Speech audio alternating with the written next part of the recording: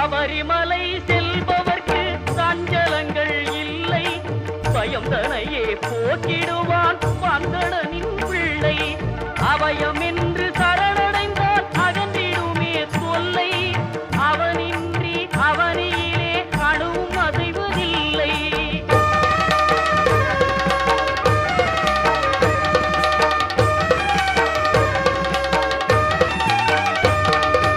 வீட்டை விட்டு கட்டும் கட்டி அருள்ம